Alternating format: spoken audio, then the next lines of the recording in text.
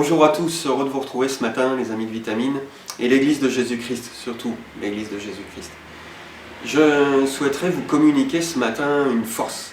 Bon, pas qu'elle vienne de moi, mais qu'elle vienne du Seigneur Jésus et de sa parole, ça c'est clair. On a entendu parler ces jours derniers de phénomènes de bandes, de jeunes adolescents qui se constituent en bandes, en groupes, et qui exercent une violence extrême à l'égard d'autres adolescents, à l'égard d'autres personnes, à l'égard d'eux-mêmes aussi, bon c'est moins dit certainement, mais ce sont des groupes animés par une violence interne. Et elle s'exprime vers l'extérieur. Je voudrais mettre en parallèle et en perspective de ces groupes et de ces bandes qui nous entourent, peut-être qui vivent même dans vos quartiers, dans votre quartier. Des jeunes qui vivent dans votre quartier, peut-être même des jeunes de votre propre maison qui sont sollicités ou qui sont peut-être en contact avec ces jeunes ou ces bandes. Eh bien, je voudrais mettre en perspective l'Église de Jésus-Christ, justement, au milieu de tout ça et face à ces bandes. La parole de Dieu et le livre des Proverbes nous donnent quelques conseils et donnent quelques conseils aux jeunes. Je voudrais vous lire donc cet extrait du livre des Proverbes, chapitre 1er au verset 8. « Écoute, mon fils, l'instruction de ton père et ne rejette pas l'enseignement de ta mère. » Donc le père et la mère sont impliqués. « Car c'est une couronne de grâce pour ta tête et une parure pour ton cou. Mon fils, si des pécheurs veulent te séduire, ne te laisse pas gagner. S'ils disent « Viens avec nous, dressons des embûches, versons du sang, tendons des pièges à celui qui se repose en vain sur son innocence. Engloutissons-les tous vifs, comme le séjour des morts, et tout entier, comme ceux qui descendent dans la fosse.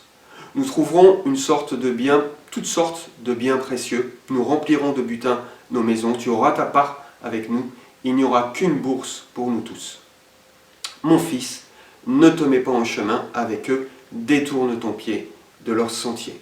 Car leurs pieds courent au mal, et ils ont hâte de répandre le sang. » Bien sûr, je ne dis pas que ce soit forcément l'esprit qui anime ces jeunes. Je me suis renseigné et j'ai écouté un psychologue français qui s'appelle Jean-Luc Aubert, que vous pouvez entendre aussi sur Internet, et qui dit au sujet de ces bandes que la plupart de ces bandes sont constituées d'enfants qui n'ont pas eu le sentiment, je le cite, d'avoir une place. Une place dans leur propre famille, parce que la famille était dysfonctionnelle, ou une place dans l'école, parce qu'ils étaient en situation d'échec, ou une place même dans la société, sans perspective. Et ils trouvent au sein de ces groupes une identité, un intérêt, une reconnaissance. Une reconnaissance dans ce groupe. Chaque individu, cet homme dit, a besoin d'appartenir à un groupe. A besoin d'appartenir à un groupe. Encore une fois, je ne veux pas jeter la pierre à ces jeunes, mais simplement, il y a les faits qui sont là, il y a une destruction, il y a une violence qui est exercée, les faits sont là. Il ne s'agit pas de jeter la pierre à ces jeunes, mais essayer de les comprendre. Bien souvent, ces jeunes sont en fracture, sont en situation d'échec et sont dans des situations compliquées au niveau familial. L'adolescence est fragile. C'est une période où on se cherche, où on a besoin de repères et d'identité. Et ces groupes leur offrent des règles, des lois, une structure, un cadre qu'ils n'ont pas forcément eu. Et ils adhèrent au groupe. Et ce groupe, comme d'une certaine manière, c'est ce que ce psychologue dit, cultive une certaine révolte envers la société. Et donc ils exercent une violence envers la société. Et cette violence est le reflet de ce qui se passe dans leur propre cœur. Cette révolte et cette colère qui est au fond d'eux-mêmes. Donc il ne s'agit pas de leur jeter la pierre, il s'agit de les aimer. Et je pense que l'Église, c'est là où je voulais mettre en perspective l'Église, a une part énorme à jouer dans ce sentiment d'appartenance. Déjà parce qu'elle offre un groupe d'appartenance, avec ses règles et ses lois aussi, avec ce qu'elle peut apporter. Mais l'Église a besoin, et je voudrais vous emmener dans l'Épître aux Corinthiens, ce que dit l'apôtre, c'est d'être unis et d'un même sentiment. Et qu'il n'y ait pas au sein même de l'Église de division. Il commence l'Épître aux Corinthiens justement sur cette base-là et ce point-là. C'est fondamental. Avant de pouvoir exercer toute autre chose, la première des choses, c'est de nous aimer les uns les autres. Et c'est là où vraiment on a besoin de toutes les ressources du Seigneur. Je voudrais vous lire ce passage donc, de l'Épître aux Corinthiens.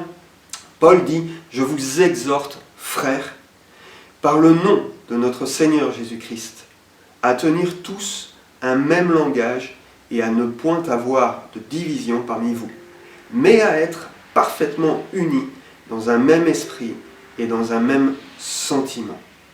Alors il développe après.